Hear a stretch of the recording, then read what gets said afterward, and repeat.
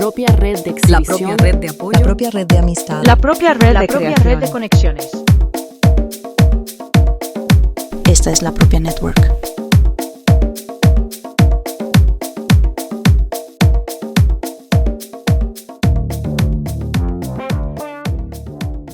No basta con decir que el patriarcado va a caer.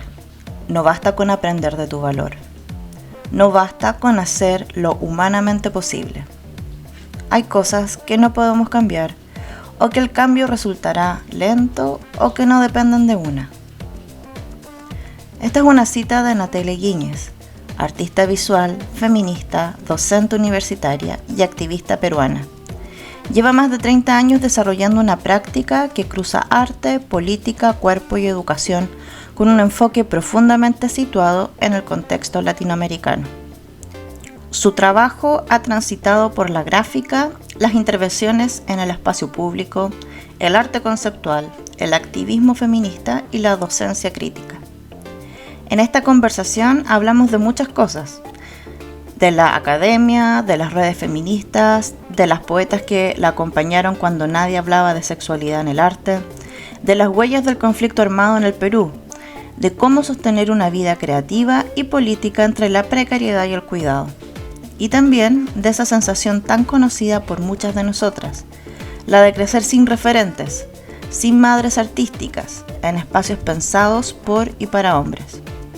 Con Natalia también reflexionamos acerca de los procesos, cómo estos procesos pueden ser a veces lentos o cómo podemos imaginar transformaciones radicales, cómo la política actualmente ha transformado a una generación de artistas jóvenes y también reflexionamos cómo podemos sostener esto en el tiempo. Este capítulo es íntimo, político y muy necesario. Te invito a escucharlo con calma, con el cuerpo atento y si puedes, compartirlo con tus redes y otras amigas y amigos. Natalie Guíñez is a Peruvian artist, feminist, university professor and activist. For over 30 years, she has developed a practice that weaves together art, politics, the body, and education, deeply rooted in the Latin American context. Her work has moved through graphic arts, public space interventions, conceptual art, feminist activisms, and critical teaching. In this conversation, we talk about many things: motherhood, academia, feminist networks, the poets who inspired her when no one was speaking about sexuality in art, the scars of Peru's armed conflict, and how to sustain a creative and political life. We also explore a feeling many of us know well: growing up without reference, without artistic mothers, in spaces designed by and for men. This episode is intimate, political, and deeply necessary. I invite you to listen with care, with your whole body, and to share it with your friends. De eso vamos a conversar también, creo yo, inevitablemente, aunque cuando pensé en ti para conversar es más que nada porque, bueno, tú tienes una tremenda trayectoria, llevas muchos años como artista visual y además muy reconocida, muy talentosa por lo demás, con mucha obra, mucho cuerpo de obra, entonces como aquí viene la señora artista que como con harto que decir, harto que mostrar. En ese sentido es como podríamos hablar cualquier tema contigo o muchos temas contigo, claramente. Pero un área en el que no todas hemos estado metidas y a mí me llama siempre la atención en términos como creo que es un espacio súper complejo, es precisamente la academia. Y es donde tú has estado ya bastantes años y me interesa hablar con eso contigo porque es complejo academia, mujer, además mujer feminista, artista contemporánea. Tu trabajo que ha atravesado también muchos temas relacionados con la maternidad, pero también con temas de clase social, o sea, es un trabajo que siempre ha sido como bien en los límites y dentro de la academia, entonces ¿cómo lo hace Natalia? ¿Cómo ha sobrevivido todos estos años ahí? No tengo idea. No es menor. Así que no sé, si empezamos, yo prefiero que cada una se presente, así yo no hablo tanto tampoco, como, y también de la manera que tú te quieras presentar, quién eres, dónde estás viviendo, qué estás haciendo.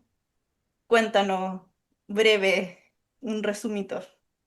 Bueno, mi nombre es Natalia Guiñiz, soy artista visual y digo artista visual casi porque no me reconozco en la descripción que acabas de hacer hace un rato, porque he tenido siempre que hacer tantas otras cosas que no son mi trabajo artístico, que, que hace poco que hice una exposición antológica dije, pero ¿en qué momento lo hice? Si en realidad en cada semana es poco o nada lo que logro hacer de mi propio trabajo en el Mm. arte, ¿no? Entonces, bueno, decir que soy artista visual es casi como una, como un statement, ¿no? De decir Ujú. que lo soy para que no se me escape y que pueda, a todas esas cosas que se aparecen en el camino, tratar de que no me impidan seguir haciendo cosas, ¿no? Pues soy docente universitaria desde que antes de acabar la universidad ya estaba como jefe de práctica, entonces nunca salí de la universidad, siempre me quedé ahí desde antes de terminar los estudios, hace 30 años, en la Pontificia Universidad Católica del Perú en Lima. Después hice mi maestría en una universidad que no es privada como la católica, sino pública, una universidad que es la primera de América, la Universidad Nacional Mayor de San Marcos, y estudié una maestría en género, sexualidad y políticas públicas. Y bueno, también soy mamá y eso me ocupa bastante de mi trabajo, de mi tiempo y de mi mente y de mis emociones.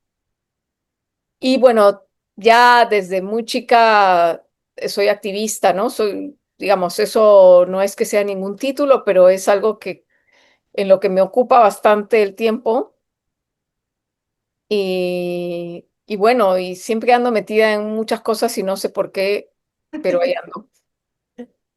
Hartas cosas. Entonces, ¿tú dirías que de alguna forma entraste en la, como en la universidad por algo circunstancial, como que pasó que te quedaste y te fuiste quedando, o fue más como una elección eh, quizás como más consciente o más política, de decir, bueno, acá voy a hacer nicho? Mira, no sé bien, pero yo no, o sea, cuando he revisado es- va a parecer gracioso, ¿ah? Pero porque es un poco corriente de todo lo que yo misma pienso en términos de cómo se van llevando las vocaciones, las inquietudes en la vida. Pero yo desde el primer día del colegio de primer grado, desde chiquita, dije que iba a ser pintora. Y, o sea, cuando me preguntaron, ¿no? Ujú. Y cuando estaba en la secundaria, también me preguntaron qué quería hacer y dije que quería ser artista y profesora. Y, o sea, no es que, además cuando yo estudiaba y en contraste ahora, esta idea de la carrera era algo que yo no tenía muy bien, como no lo pensaba. Yo pensaba, yo quiero hacer arte y me gusta enseñar, ¿no? O sea, Ujú. eso era, pero no decía, voy a hacer una carrera académica, voy a hacer una carrera artística, ¿no?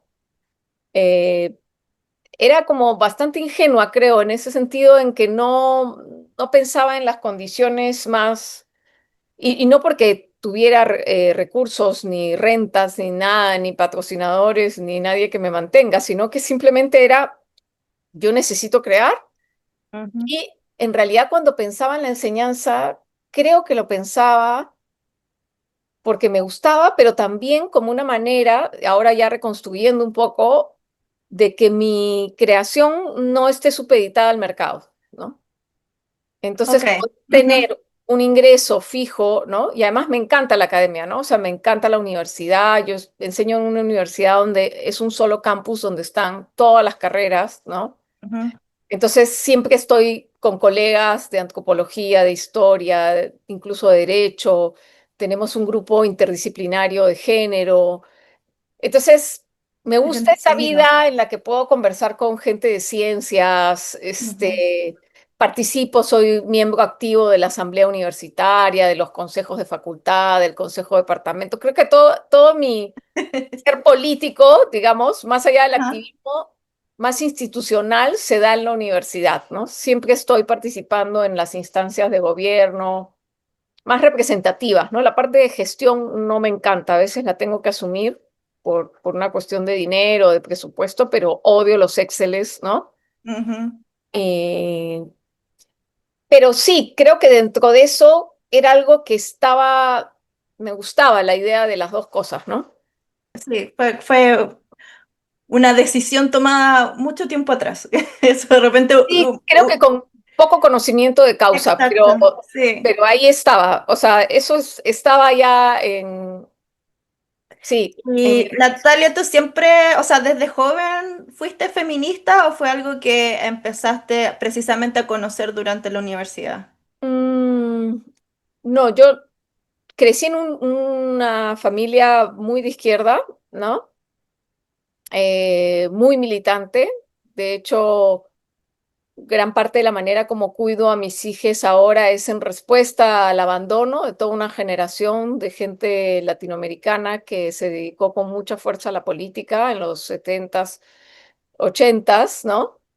Y que dejó, digamos, no solamente el tema del hogar, sino de la crianza, del cuidado, sino también mucho de los placeres, de la relación con el cuerpo, ¿no? Muy de lado, ¿no? Entonces, sí, yo cuando entro, digamos, a la universidad, a la política, entro desde otro lado, ¿no? Entro desde el lado de los cuidados, principalmente, pero también como muy reivindicando el lugar de la sexualidad, el lugar, un poco Ujú, como han venido los tiempos, ¿no? O sea, claro. con reivindicaciones más identitarias, más relacionadas a la sexualidad, al cuerpo, a los cuidados. Entonces, no tenía como un entorno en el que yo me considerara feminista, de hecho no sabía nada de eso, ¿no? Ujú, Sabía mucho de lo que era vivir, digamos, con una opción preferente por los pobres. De hecho, mi madre y mi padre también vienen de la teología de la liberación. ok. Entonces había una propuesta de casi asceta de la vida cotidiana, ¿no? Entonces a mí como adolescente eso me, ¿no? Y en el colegio viendo las modas, yo sentía como una contradicción, ¿no? Sí. Entre que me gustara la ropa, que me gustaran las cosas pedestres de la vida, ¿no? Y, y digamos, esa opción tan asceta y tan comprometida de mi madre y mi padre, ¿no? Y de todo el entorno en el que nos movíamos.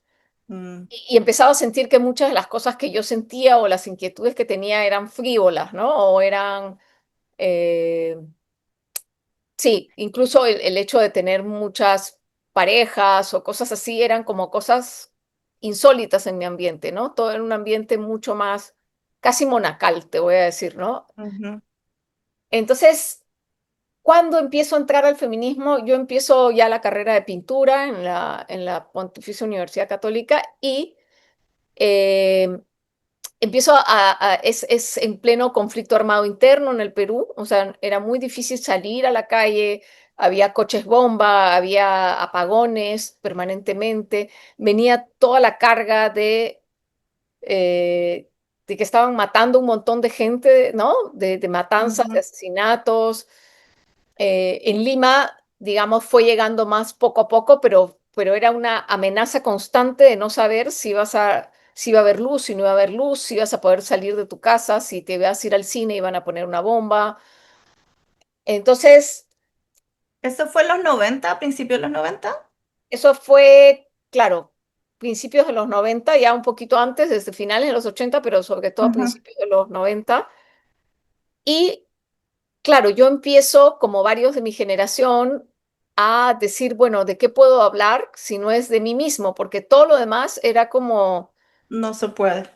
caótico Ujú, digamos, yo no llegué a tener un rol, era muy chica, como algunos artistas un poco mayores que sí empezaron a eh, trabajar sobre el conflicto armado interno, ¿no? Yo todavía estaba como entrando 16, 17 años a la universidad y no, digamos, fue como un refugio en mis propias emociones, mis propias sensaciones. De hecho, felizmente había poetas peruanas brillantes, ¿no? Que habían escrito desde los setentas sobre el cuerpo, sobre los fluidos, sobre la masturbación, sobre, en fin, muchas Ujú. cosas que estaban vetadas y que las metieron en la poesía. De hecho, dijeron era poesía de mujeres, ¿no? Pero gracias a ellas yo encontré, no en las artes visuales, sino en la poesía de esta generación de mujeres, una posibilidad de diálogo sobre las cosas que yo necesitaba expresar, decir, las cosas que sentía, ¿no? Empecé a hacer mucha pintura muy autorreferencial, ligada, inspirada muchas veces en la poesía de estas poetas, ¿no? Tienes como después que me manden los nombres de las poetas? Claro, claro, ¿no? Carmen Oller, Rocío Silva Santiesteban, Montserrat Álvarez, Violeta Guerrero, Victoria Guerrero, Ujú. varios de mis cuadros de esa época se llamaban como los poemas, ¿no? Este, y claro, ella era hija de una generación anterior, ¿no? De Blanca Varela y de algunas otras más pioneras, pero digamos que cuando empiezo a hacer muchos autorretratos, ¿no? Y autorretratos donde se sentía el malestar de no saber qué hacer con mi sexualidad, ¿no? Ujú. Son autorretratos donde me tapo o no me tapo la vulva, estoy como en una tensión, ¿no? Sobre mi propio cuerpo y ese ensimismamiento de una generación que no podía salir a la calle, ¿no? Y, y es que me empiezan a decir, ¿no? Incluso una crítica de arte en mi primera exposición individual dice como acusándome, ¿no? De hacer un arte sociológico y feminista, ¿no? Como algo Como algo malo. o algo malo, ¿no? Entonces, bueno, yo dije, lo sociológico ya, lo que se hereda no se hurta porque todos en mi familia son sociólogos, antropólogos, economistas, o sea, eso ya, pero lo de feminista me llamó la atención, me pareció nuevo, ¿no? Y dije, a ver, y empecé a la vez a trabajar, o sea, me empezaron a llamar algunas amigas que trabajaban en ONGs feministas para que hiciera gráfica, ¿no? O sea, yo empecé desde los primeros años de estudios a hacer diseño gráfico de manera como amateur al comienzo, haciendo, digamos, prácticas con un diseñador gráfico que me pagaba poquitísimo, pero todo el verano me la pasaba trabajando para él. Entonces fue mi manera de poder pagar, porque cuando estudias arte no solamente es pagar la universidad, cuando Te es pagan privada, los materiales. sino los materiales, ¿no? Entonces Ujú. hacía sándwiches, hacía un montón de cosas, batik, todo, pero entre ellas fui entrando al diseño gráfico, ¿no? Y era como un tipo de trabajo ideal porque, digamos, lo podía hacer en cualquier momento, ¿no? No tenía que ir a un lugar a trabajar, sino que... Y entonces ahí es que me empiezo a vincular con las ONGs feministas que me empiezan a pedir cachuelitos, una carátula de un libro, un afiche, ¿no? Y ya la inquietud estaba, ¿no? Pucha, me acusan de feminista, pero yo no sé bien qué es, no sé cómo se come esto, no sé dónde viene, no sé la historia, no sé nada. Entonces decido estudiar una maestría en género, ¿no? Porque sentía que quería Ah, qué leer muchas loco. cosas, ¿no? Fue Cuando como terminé que te pusiste a estudiar así.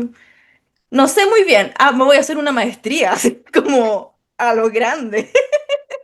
pero incluso en ese momento, cuando empiezo la maestría, tampoco lo veía como parte de mi carrera académica. O sea, todavía no había la ley universitaria que obligaba a los docentes a tener maestría. O sea, yo la empecé como, dije, quiero saber, quiero conocer, quiero entender, ¿no? Me identifico con algunas cosas que leo, veo, sobre todo con el malestar, ¿no? Que a través de la gráfica que empezábamos a generar con estos encargos gráficos de ONGs feministas, es que empiezo a sentir que sí, o sea, y además venía también como una crítica desde la academia a que el arte feminista ya se había hecho en los 70s, ¿no? Ujú. Y que hacer arte feminista en los 90s, en los comienzos de los 2000, era como ya de modesta, ya estaba fuera de época, ¿no? Ujú. Yo decía, pero a mí me siguen agrediendo en la calle, yo sigo sufriendo estúpidamente por amor, ¿no? En fin, yo sentía que había una realidad que a mí me abrumaba, ¿no? Y claro, esta mezcla entre gráfica y arte, me empecé a meter al mundo de las intervenciones en el espacio público, ¿no? Y hice una primera intervención en el espacio público que se llamó Perra Habla. Entonces, claro, ahí ya era eminente que había mucho, o sea, que esto de que el arte feminista había pasado de moda o que ya no estaba, pucha, era como una cuestión que tenía que ver más con los ismos, ¿no? Modernistas Claro. del arte y menos con la necesidad y las urgencias, ¿no? Eh, con las que por lo menos yo convivía en una ciudad como Lima, en el Perú, ¿no? Es que claro, también está el contexto latinoamericano. A mí toda esta historia que tú me has estado contando me llega harto, me toca harto, porque si bien creo que tenemos como una diferencia generacional pequeña, pero tenemos, bueno, Chile y Perú vivieron situaciones también un poco similares. Lo que tú me cuentas de la universidad, lo mismo de tu familia, tu contexto. Yo también vengo de un contexto de una familia muy de izquierda, muy militante, entonces como que todo lo que has dicho es como que me toca. Así es como, sí, sí sé, sí sé lo que estás diciendo. Bueno, ahora nos reímos, pero estoy segura que ha habido Sí. momentos duros, ¿no? Y cosas que se traen hasta ahora, ¿no? Sí, y bueno, esa obra, la primera que tú mencionas, a Perra Habla, fue bastante como sonada en ese momento en Perú, en términos como controversial, por lo que vi, como que había gente que hubo prensa, llamó la atención, como el uso del espacio público, además, para temas que yo siento que tanto en Chile o Perú, claramente, como que eran nuevos porque el feminismo siempre había estado muy underground hasta ese momento, algo muy, muy, muy escondido. Y de repente como de a poco empezó a ser un poco más visto y parecía algo como desconcertante, cuando en verdad, como tú Sí, bien bueno, dices, son temas que nos afectaban. todo lo que dices es así, en realidad. Yo después de muchos años y gracias a curadoras y curadores más jóvenes, ¿no? Que empiezan a mirar hacia atrás, me empiezo a enterar de que hubo artistas importantes feministas en el Perú en los 60s y 70s, ¿no? Que hubo un movimiento, digamos, con Teresa Burga, se me ha ido el nombre ahorita, pero te lo paso, digamos, hubo artistas importantes que cuestionaron los roles de género, que cuestionaron las violencias diversas contra las mujeres, que cuestionaron lo binario, digamos, pero no las conocía nadie. Por eso, o sea, digamos, y no es que no fueron importantes en su momento. O sea, Teresa Burga No, que estudió en fueron Chicago. borradas, o sea, es que todo este periodo dictatorial que vivió Latinoamérica borró todo lo que se había hecho en los 50, en los 60, en los 70. Fue como, acá no pasó nada. Sí, es verdad. A mí Entonces no yo me pasaron crecí. casi ninguna artista mujer cuando yo fui a la universidad. Yo entré el año 2002. O sea, creo que toda esa avanzada conservadora de los 80s y 90s se dedicó a borrar esa historia, ¿no? Y yo me sentía huérfana, por eso te digo que felizmente me hice adoptar por las poetas. Incluso me acuerdo que a Rocío Silva Santiesteban, que mi papá, que es una persona muy observadora, vio que vivía cerca a mi casa, ¿ya? Y le dije, ubícame la dirección, como él sale todas las mañanas a comprar pan y yo qué sé, y a Ajá. pasear a la perra, ¿no? Entonces agarró y me consiguió el número y yo le toqué la puerta y le dije, hola, porque iba a ser mi primera exposición individual y yo quería que ella me escriba un texto para mi exposición individual, ¿no? Oh, qué bueno que Y hasta pudiste ahora somos muy conectarte. amigas, ¿no? Sí. Pero sí, totalmente de acuerdo contigo. No podemos pensar que fue simplemente un olvido o que fueron personas que no hicieron carreras importantes. No, hubo una cuestión sistemática. Yo cuando empecé a editar mis primeros cursos de arte y feminismo hace, no sé, 6, 7 años, todavía en la web, si tú buscabas artistas mujeres peruanas, cosa que no me habían enseñado absolutamente en las 8 historias del arte que llevé en la universidad, ¿no? Sí. eh, no aparecían casi, o sea, han tenido que venir generaciones posteriores a hacer estas maratones en Investigaciones y Wikipedia, rescatar, ¿no? sí. Para empezar a poner artistas peruanas en Wikipedia, ¿no? Y Sí. ahora ya estamos en otro momento, ¿no? Ahora están tratando de encontrar a las artistas mujeres debajo de las piedras, debajo, ¿no? En los depósitos de los museos, porque felizmente, ¿no? Ya quedas muy mal, ¿no? Además, bueno, el mercado necesita nuevas caras y ahora están sacándolas de todas partes, pero Mm. hemos crecido sin madres, ¿no? Y cuando veo la exposición Radical Woman en Sao Paulo, que llegué a verla ahí, es que recién veo a mis madres, no solo peruanas, sino latinoamericanas, ¿no? Madres, abuelas, ¿no? Hermanas Sí, mayores, ¿no? Y es como que se restaura algo en mí, ¿no? O sea, se sí. restaura algo de decir, wow, yo estaba ahí sola, aislada, ¿no? Sin referencias, pero no es que no había, sino que yo no las conocía. Sí, es bien potente eso y bueno, ahí tratando de volver un poco tema academia, porque precisamente tiene que ver con con esto que te enseñan o no te enseñan, o qué espacios hay o no hay para las mujeres. Cuando tú comenzaste, digamos, tu carrera académica, en ese sentido, ¿cuáles fueron como los desafíos que tú encontraste siendo mujer y abriendo este espacio como nueva o recién autodescubierta artista feminista? Digamos, en mi facultad había muchas profesoras mayores de largas trayectorias artísticas, ¿no? Pero que no se consideraban feministas, digamos, ¿no? Es más, creo que era una generación que además la mayoría no tuvo hijos, ¿no? Una generación que, digamos, donde un artista o alguien que quisiera tener un renombre, una académica de alto nivel, no podía estar con la blusa manchada con gotas de leche, ¿no? Ujú. Era algo como que no. Entonces, la mayoría de mis profesoras no hablaban del tema, pero habían tenido que elegir, ¿no? O académicas, ¿no? Artistas O madres, o madres, ¿no? mujeres de familia. Pero además trataban muy mal a las mujeres, o sea, algunas trataban muy mal, ¿no?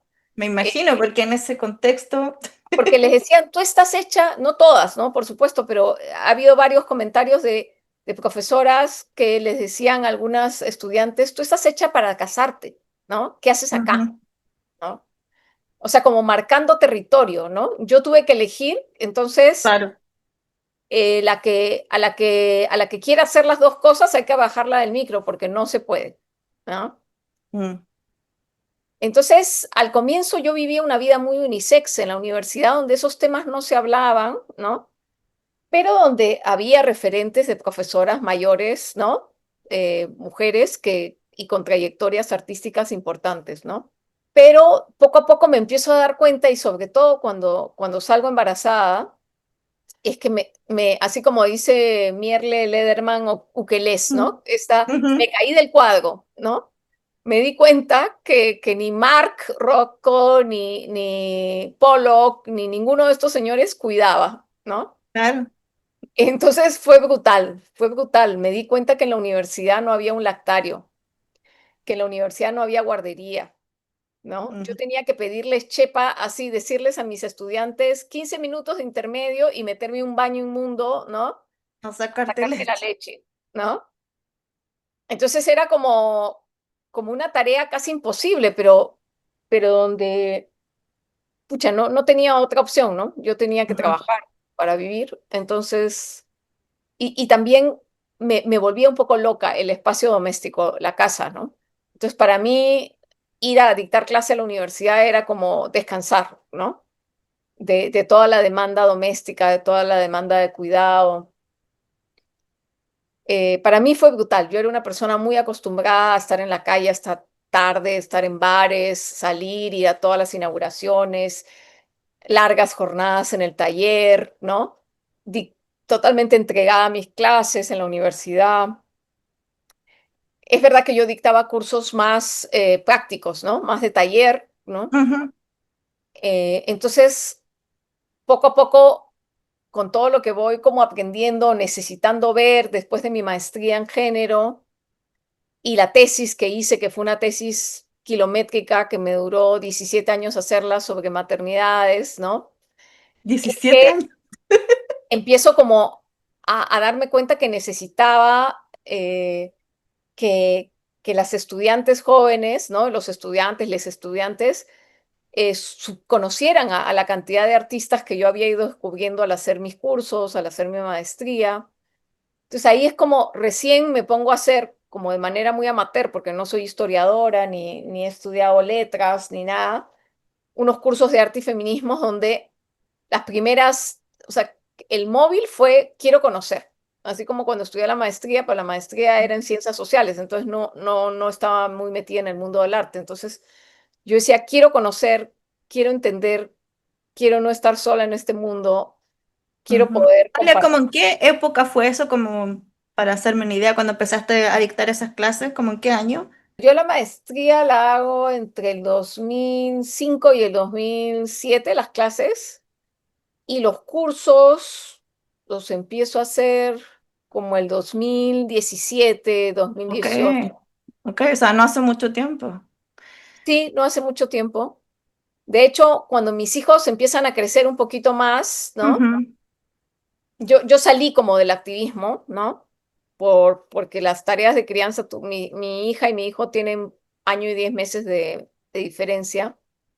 Y me divorcio más o menos rápido cuando todavía estaba dando de lactar a mi segundo hijo. Entonces me costó mucho arrear y criar prácticamente sola, ¿no? Entonces ya para el 2005, 2006 retomo el activismo y, no, ¿qué hablo? 2005, 2006, no. 2006 nació mi primera hija. Como por el 2015, 2016 es que con Ni Una Menos en Argentina, ¿no? ujú. Sí, ahí fue Inspiración. como una de las primeras oleadas grandes de Latinoamérica Y en feministas 2016 eh, fui parte de la organización de la marcha de Ni Una Menos en en Perú. Perú, porque se hizo en 33 ciudades al mismo tiempo. Ujú. Es la marcha más grande que ha habido, digamos, en la historia reciente del Perú. Fueron como 1 millón de personas, ¿no?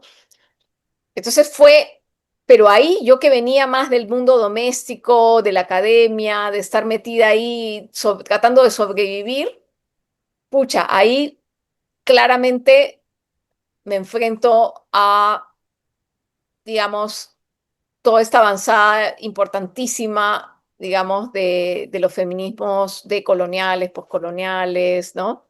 Me enfrento a entender que yo no podía tener un rol tan protagónico en el movimiento feminista en un momento reivindicativo, eh, digamos, del feminismo interseccional, ¿no? Inmediatamente, rápidamente me ubican un poco para desacreditarme políticamente, pero como una feminista blanca, ¿no? ¿Tú crees Entonces, que fue siempre por había ese creído, trabajo, disculpa, ese trabajo que hiciste, que es muy bueno, la otra, fue un poco por ahí que te... no, ese es del 2001, o sea, yo ya Mucho más venía anterior. trabajando de alguna manera el tema de raza, clase Ujú, y género, digamos, pero yo, o sea, no había, digamos, no me había sentido tan claramente, y no digo que sea discriminación, inversa, ni mucho menos, ¿ah? Por favor, porque, pero sí fue como raro para mí viniendo de un movimiento de izquierda, ¿no? Y haber tenido una convivencia muy estrecha y haber estado en una escuela pública y haber estado digamos, ¿no? ujú. entender que de todas maneras venía de un lugar de privilegio, ¿no? Ujú. Que haber estudiado en una universidad privada, el ser blanca, el tener casa propia o cosas así, ya era, digamos, un mundo muy distinto al de la mayoría de mujeres de este país. Entonces, fue un momento como muy duro, pero de ahí, digamos, nacen mis cursos de arte y feminismo, ¿no? Después de ese activismo y de decir, bacán, pucha, yo voy a seguir trabajando, pero es momento de que chicas más jóvenes y que representan a otros sectores sociales del país entren ahí. ¿Cómo sientes tú esa, ahora como profesora, ¿no es cierto? Como qué diferencias hay entre la academia en la que tú ingresaste como estudiante a ahora cuando tú recibes estudiantes jóvenes? Como, ¿cuál sería como la gran diferencia que tú puedas ver? Sobre todo en las mujeres, ya que estamos ahí. Aunque parezca mentira, era cuando yo entré a la universidad, que fue el año 90, era un ambiente bastante más politizado, no en términos de feminismos ni de diversidad sexual, pero bastante más politizado, ¿no? Las chicas, chicos, chiques no estaban tan infantilizados. O sea, yo siento que el sistema, digamos, una mezcla entre el capitalismo, pero también la creciente inseguridad y violencia, aunque en conflicto armado interno también había mucha violencia, pero era una violencia, digamos, como dirían los teóricos de las ciencias políticas, como más centralizada, ¿no? Entre el Estado o los grupos eh, insurgentes, ¿no? Ujú, Pero la violencia, cuando empieza, digamos, a terminar el conflicto armado interno, la violencia lo que empieza a ocurrir es que se empieza a generalizar en la sociedad, ¿no? eh, digamos, el monopolio de la violencia deja de estar tanto en el Estado o con grupos organizados, politizados, ¿no? Y empieza a estar en manos de remanentes del narcotráfico o el narcoterrorismo, empieza a estar en mafias de diverso tipo, pero también la delincuencia común crece muchísimo. Entonces, creo que eso da pie a un nuevo conservadurismo, ¿no? Las familias en general cuidan a sus hijos, a sus hijas y sobre todo a las hijas mujeres, ¿no? Muchísimo más, ¿no? Entonces llegan chicas muy niñas, ¿no? Muy aniñadas incluso, ¿no? Incluso una de mis grandes críticas a la universidad donde trabajo es que toda la gráfica, ¿no? Se empieza a tratar de las universidades, bueno, proliferan en el Perú con Fujimori, ¿no? Y ujú, esto fue también lo que pasó con el afiche de Perra Habla.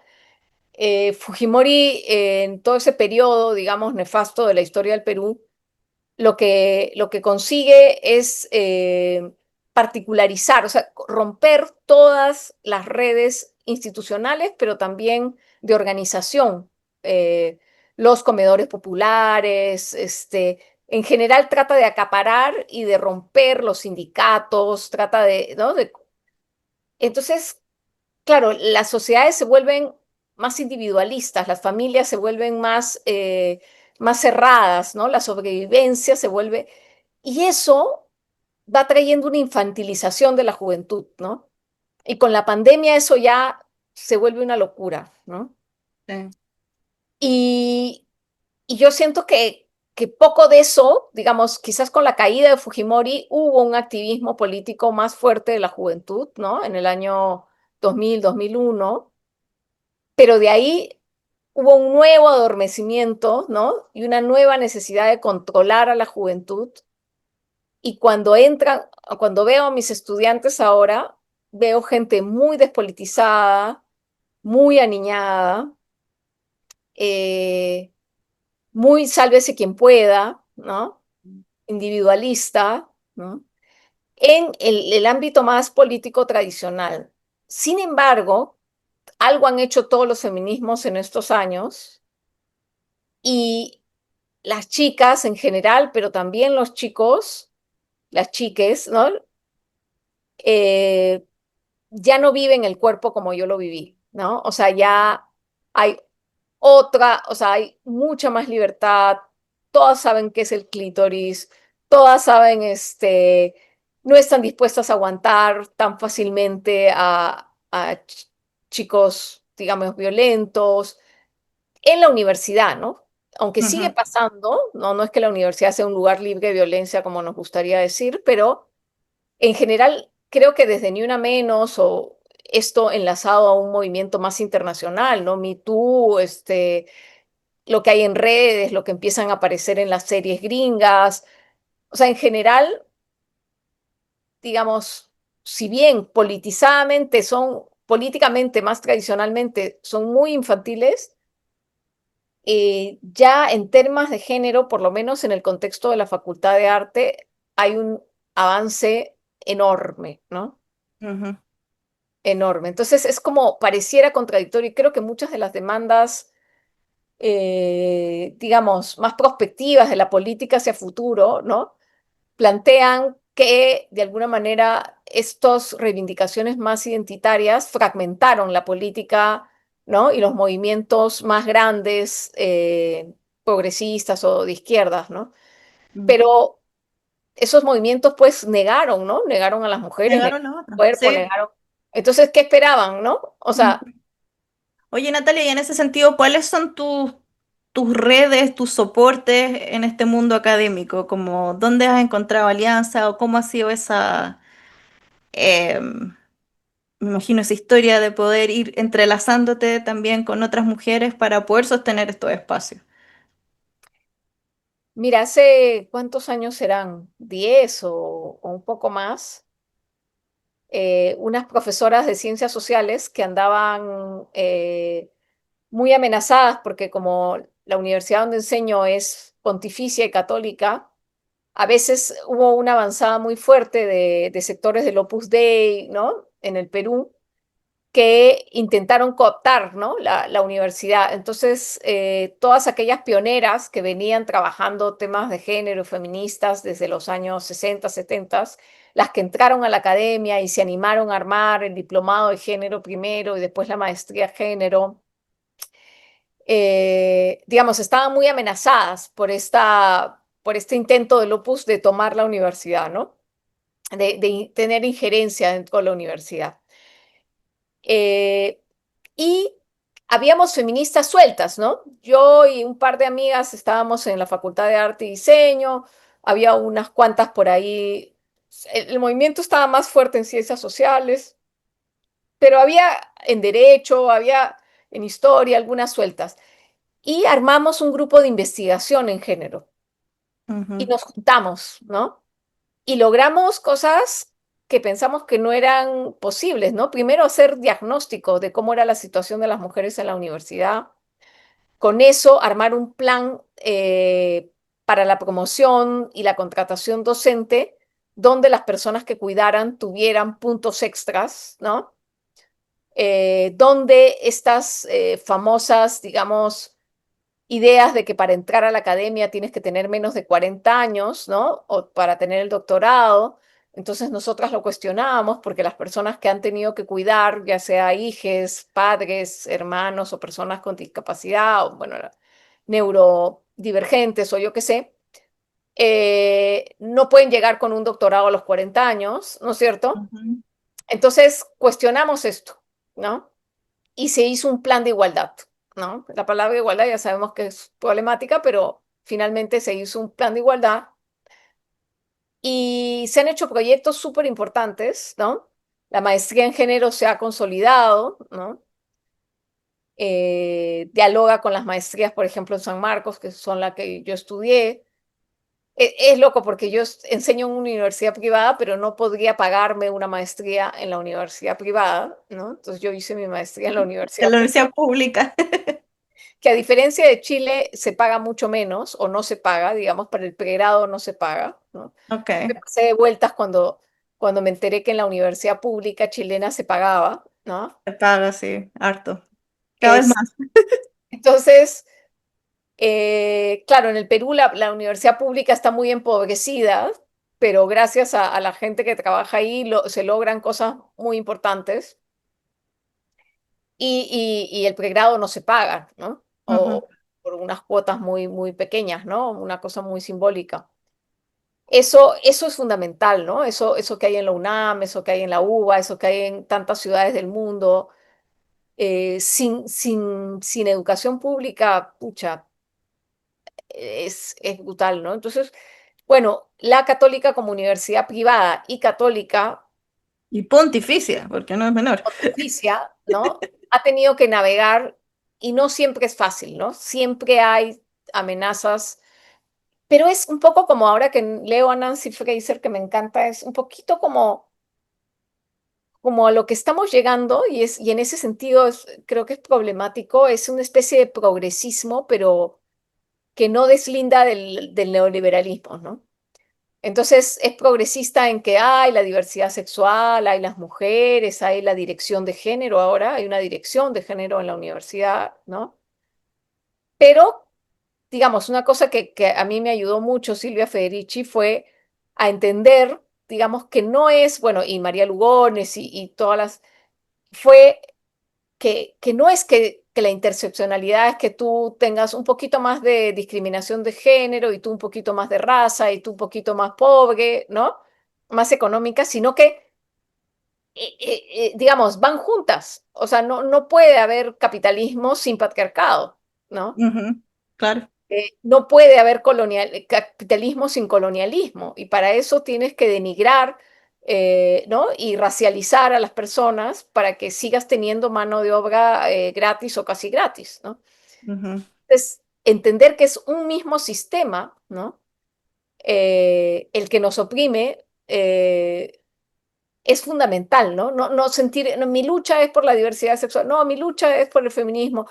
No, para mí la clase trabajadora es lo importante. O sea, si seguimos en qué pesa más, si la clase o la raza es árido para mí porque finalmente es el mismo sistema. Entonces, creo que muchos de los pensadores ahora más antiimperialistas, ¿no? Más claramente anticoloniales, ¿no? Sí. Están planteando eso, que Están haciendo. lo que tenemos que mirar es el sistema. Me queda un poco así como pregunta, ¿cómo te imaginas tú ese espacio, esa academia, digamos, focalizándolo en la academia, esa academia no patriarcal, no capitalista? ¿Cómo te imaginarías tú si tuvieras que así como ya, armemos esto de nuevo? ¿Cómo lo haríamos? ¿Cómo te lo visualizas? Siempre hay una tensión, ¿no? Entre cambiarlo todo y cambiarlo progresivamente, ¿no? Eso es una tensión histórica permanente, Sí. ¿no? Hasta dónde entramos. Pero esto es un juego, es un sueño, puedes Es un cambiarlo. juego, sí, pero con este grupo de género hemos avanzado bastante, no solo en diagnósticos. Por ejemplo, en la Sí. universidad no ha habido hasta ahora una rectora mujer, ¿no? Y ahora lo que hacen es en las planchas meter por lo menos una mujer entre el rectorado y vicerrectorados, ¿no? Ujú. Pero eso es bastante reciente, ¿no?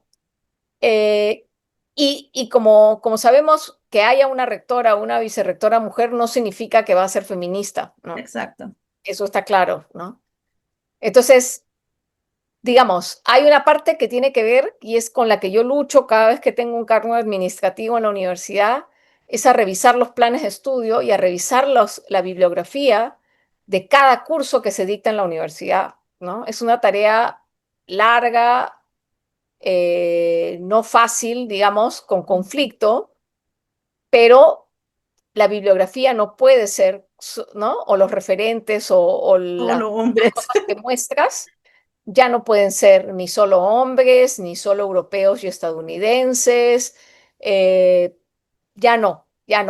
O sea, Ujú. eso tendría que ser como una raya, ¿no? Donde tú tienes que organizar tu curso pensando en un conocimiento menos eurocéntrico, ¿no? Menos androcéntrico, eh, también flexibilizar las mallas, ¿no? Todas las disciplinas están muy armadas en términos de en estrategias, ¿no? Como las de Boloña, ¿no? De uniformizar, digamos, Claro. los planes de estudio para que haya mucho más tránsito. Pero si tú no uniformizas los planes de estudio siguiendo una matriz europea, es poco lo que vas a poder hacer, ¿no?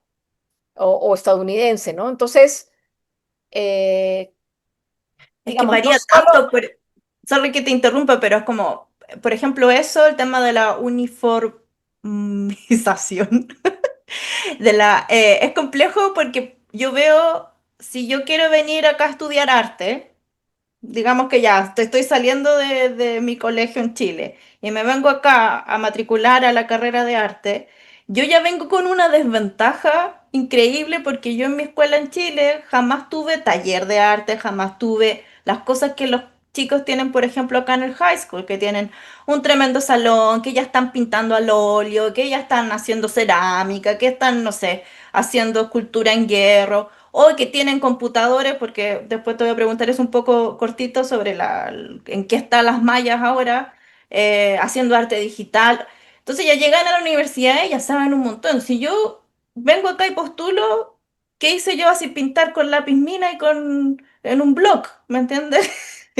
Como que hay una disparidad tremenda en ese sentido cuando tú piensas como que todos van a estudiar esta malla, pero todos venimos con un trasfondo tan distinto y tan dispar y tan con pocas... claro, pero ahí escuchándote, por ejemplo, pienso una cosa que yo siempre he reclamado en mi facultad.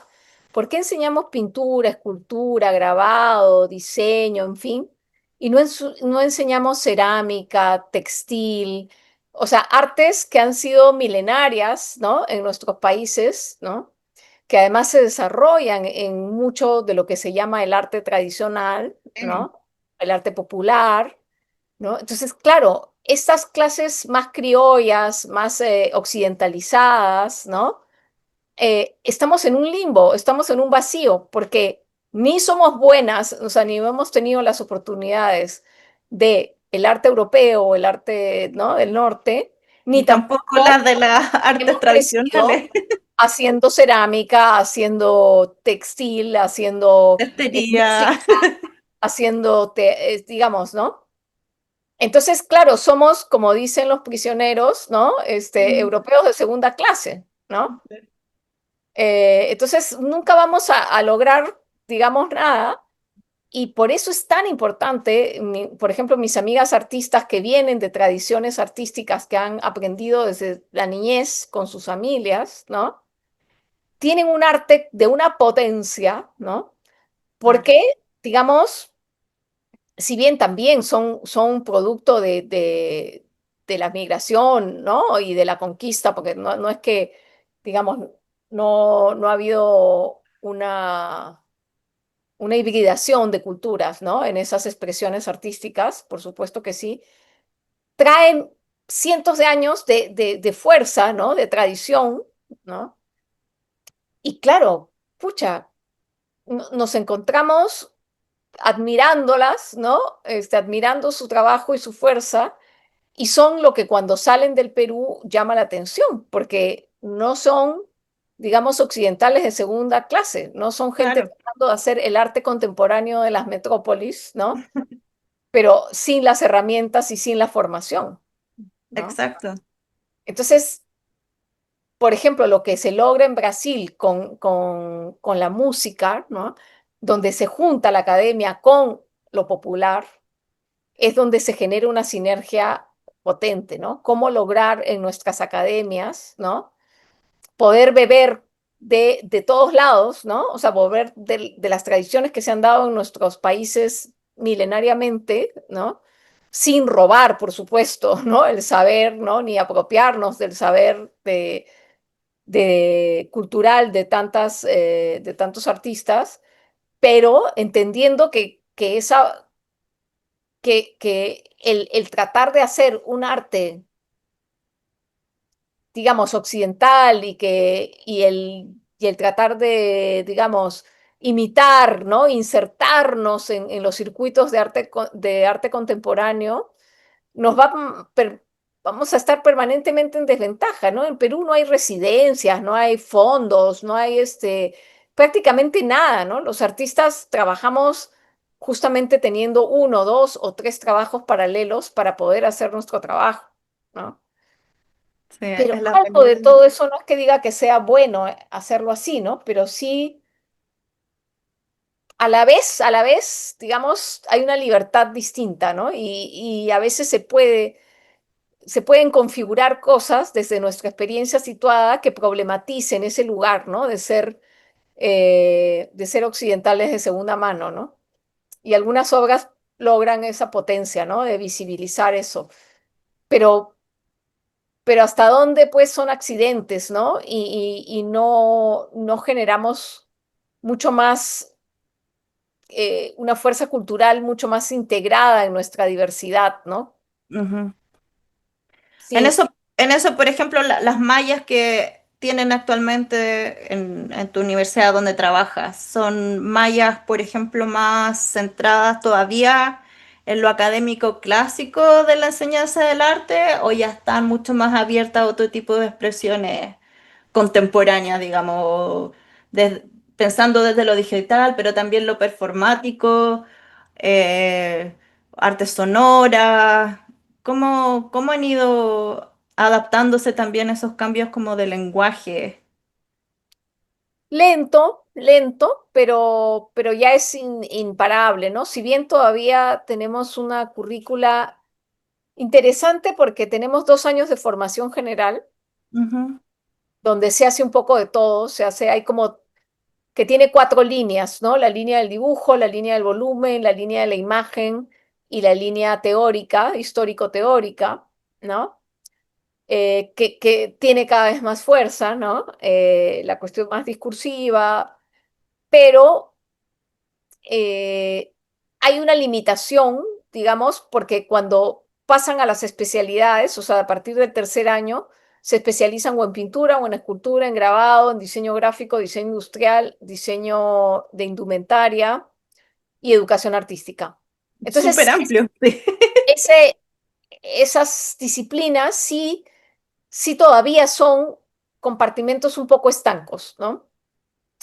Hay poca fluidez entre las, pero dentro de cada una de las especialidades hay mucha más apertura a que alguien que estudia pintura termine la carrera haciendo videoarte, Ujú, pero lo hace un poquito por su propio ímpetu y no porque haya muchos cursos de videoarte, ¿no? ujú, O las personas que hacen cerámica, ahora ya hay unos talleres de cerámica mucho más armados y hay incluso toda una concentración de cursos de cerámica, ¿no? Pero, digamos, no es que, o sea, todavía hay un desfase entre el mundo del arte y la academia en el sentido en que, por ejemplo, yo tengo muchas artistas, amigas artistas que vienen de familias donde han aprendido el arte en sus comunidades o familiarmente, pero no tienen los títulos para enseñar en la universidad. O sea, no han hecho la parte académica, ¿no? ujú. Entonces se las invita a dar charlas, se las invita, Pero no se las puede pero contratar. otra sería, o sea, cuando tú Claro. crees una malla curricular, otra sería la aproximación si las profesoras, los profesores, los profesores sean personas que vienen de distintas tradiciones artísticas, ¿no? Sí, sí. Entonces yo creo que ahí hay Que o sea, un reto para la academia y es encontrar una forma dentro de sus estatutos y la legalidad y las leyes nacionales y todo para reconocer los saberes que no han sido institucionalizados en sí. el mundo del arte. En Chile hicieron una ley años atrás que es este reconocimiento al patrimonio vivo que se le llama. Entonces, hay ciertas personas que tienen este título de cultor tradicional y eso, aunque no sé si les da posibilidad de ser académicos en la universidad, pero sí, digamos, dan clases y dan cursos y, digamos, se les reconoce su saber como un nivel un poco más institucional. No sé si eso lo trataron de hacer allá en Perú. No, o sea, hay la ley de cultura viva, por supuesto, pero eso no ha redundado en que, por ejemplo, un grupo de huaylas o que Ujú, baila la diablada en Puno, eh, digamos, cualquiera de sus artífices enseña en la universidad, en la Facultad de Artes Escénicas, ¿no? claro. Porque lo más Es probable es loco. Yo ahora sé que ahora que tú me lo pones así es como, ¿por qué no? Así es como es tan obvio. Hay gente que sabe tan bien su hacer. O sea, hay gente que está, creo yo, tan capacitada como para poder compartir esos saberes y las tenemos fuera. Creo que esa es una de las desgracias de nuestros países, el ser imitadores de una, ¿no? Y tratar de insertarnos de una manera desigual, ¿no? En esta especie de uniformización, digamos, que permitiría, digamos, un tránsito internacional académico mucho mayor, pero que todavía está marcado por el idioma inglés, que todavía está marcado por el tipo de especialidades, digamos, artísticas o de diseño europeas o estadounidenses. Entonces, claro, cuando vienen los europeos y miran todo lo que hay acá, uy, van a sus facultades y hacen la especialidad de arte textil, ¿no? Claro. Y llevan a los artesanos y artistas, ¿no? De todos nuestros países y damos clase y después ellos lo institucionalizan y se vuelven doctores en arte textil, ¿no? Pero los artífices, ¿no? Ah, No llegan ni al bachillerato, ¿no? claro. No, sí es de Entonces, loco. sí, ahí la clase media occidentalizada de nuestros países que los gobierna, ¿no? Terminamos siendo una traba, ¿no? En esta necesidad de intercambio tan desigual, ¿no? Es cierto. Natalia, te he tenido 1 hora y media, un poco, pero bueno, que hay tantas cosas que conversar contigo, en verdad. Me parece Sí, súper porque estoy interesante todo segura que esto. tienes también mucho más que contarme. O sea, no, esto ha sido un lujo, en verdad, para mí, un privilegio poder conversar. Me toca en algún momento también hablar con Luisa, que eso va a ser también una cosa muy larga. Por eso lo estoy como tirando para atrás, porque están también otra persona con la que tantas cosas que uno puede conversar da para mucho, tan potente. Pero Natalia, gracias por conectarte hoy día. Hay que ser Un una gusto, segunda, hay que ser una segunda un etapa, porque placer. sí, todo lo que has hecho, hablamos poco, creo yo, de tus trabajos, pero qué bueno que estás tú en la academia también, porque qué bueno que hayan mujeres que están en esos espacios y ocupando esos espacios, transformando esos espacios. Se agradece que estén ahí en la resistencia. Es súper importante. Bueno, querida, nada, fuerza. Ya me irás pasando los podcasts que vayas haciendo porque me da muchas ganas de escucharlos.